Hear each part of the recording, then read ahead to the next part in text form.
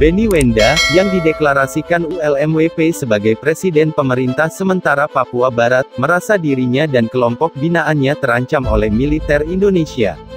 Dia pun mendesak PBB untuk menunjukkan kepeduliannya. Desakan Wenda dan kelompoknya, United Liberation Movement for West Papua (ULMWP), ditujukan kepada pelapor khusus PBB setelah eskalasi serius dalam apa yang dia sebut ancaman dari pemerintah Indonesia terhadap ULMWP, anggota dan pendukungnya setelah deklarasi pemerintah sementara di pengasingan pada tanggal 1 Desember tahun 2020 lalu.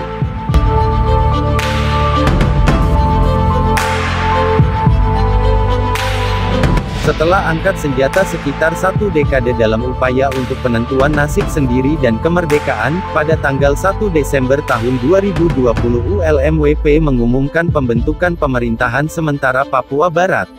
Hal ini menyusul pernyataan dari Kantor Hak Asasi Manusia PBB pada tanggal 30 November di Bangkok yang menyerukan Indonesia untuk menyikapi tuntutan historis masyarakat Papua Barat setelah meningkatkan kekerasan di wilayah tersebut.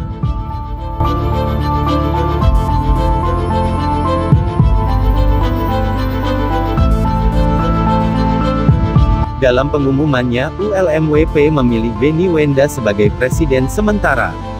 Wenda saat ini sedang berada di pengasingan di Inggris Raya dan mendapat suaka politik setelah merasa dianiaya oleh pemerintah Indonesia karena kepemimpinannya atas ULMWP.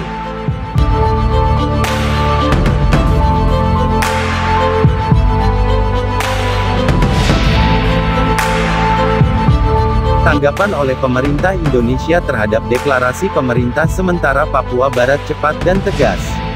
Para pejabat Indonesia di level tinggi telah memberi label tindakan ULMWP sebagai pengkhianatan atau makar. Di bawah mata PBB, Indonesia menginvasi tanah saya pada tahun 1963. Hari ini, kami meminta PBB untuk menegakkan tanggung jawab bersejarah kepada rakyat saya di Papua Barat.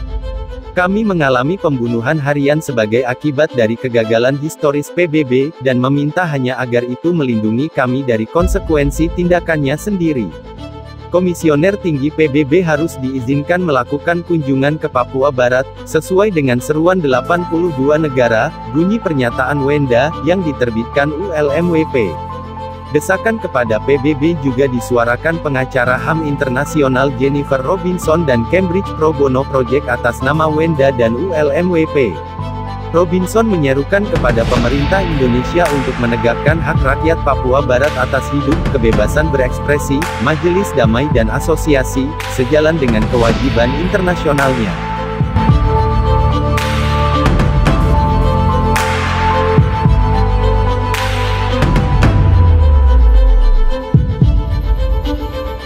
Pihaknya juga menyerukan pemerintah Inggris untuk mematuhi kewajiban internasionalnya untuk melindungi Wenda dari ancaman yang meningkat oleh pemerintah Indonesia, yang dia sebut mungkin berfungsi dengan baik untuk menghasut aksi main hakim sendiri terhadap Wenda dan keluarganya. Pejabat Indonesia di tingkat tertinggi telah membuat ancaman serius terhadap Benny Wenda, ULMWP dan anggota dan pendukungnya di Papua Barat. Kami mendesak PBB untuk meningkatkan kepeduliannya terhadap Indonesia, mengingat kekerasan yang meningkat, sejumlah penangkapan politik yang belum pernah terjadi sebelumnya dalam setahun terakhir, dan risiko terjadinya kekerasan dan penangkapan lebih lanjut terhadap masyarakat Papua Barat yang melanggar kewajiban internasional Indonesia, kata Robinson, yang dilansir di situs Davti Street Chambers DSC, tanggal 16 Desember tahun 2020. Sebelumnya, dalam webinar, Sinergi Anak Bangsa dalam Menjaga Keutuhan Bangsa dan Negara dari Aksi Separatisme di Dunia Maya pada Sabtu, tanggal 21 November tahun 2020, Panglima TNI Marsikal Hadi Cahyanto menilai Benny Wenda dan pengacara HAM Veronica Koman merupakan dua sosok yang kerap mengembuskan isu separatisme di dunia maya. Menurut Hadi, negara harus mengantisipasi gerakan dua orang tersebut dan pihak-pihak serupa agar Indonesia bisa maju sebagai bangsa yang besar.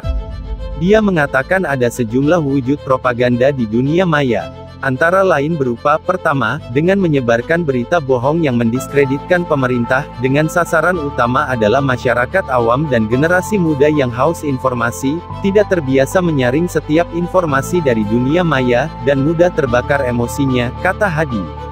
Kedua, kata Hadi, memprovokasi masyarakat dengan mengeksploitasi isu terkait sara, suku, agama, ras dan antar golongan, seperti penistaan terhadap tokoh masyarakat, tokoh agama, perlakuan etnis tertentu, ataupun kasus rasisme terhadap mahasiswa Papua di Malang dan Surabaya, Jawa Timur.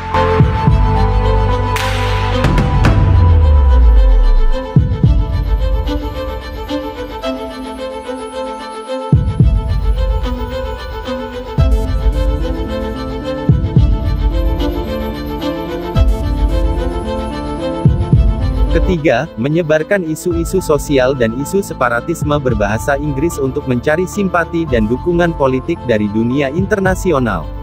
Seperti yang dilakukan Benny Wenda dan Veronica Koman, kata Hadi. Panglima Hadi meminta masyarakat untuk bersatu demi melawan pihak-pihak tersebut. Apabila kita tidak mampu mengantisipasi adanya upaya separatisme di dunia maya ini, maka kita telah jauh tertinggal, katanya.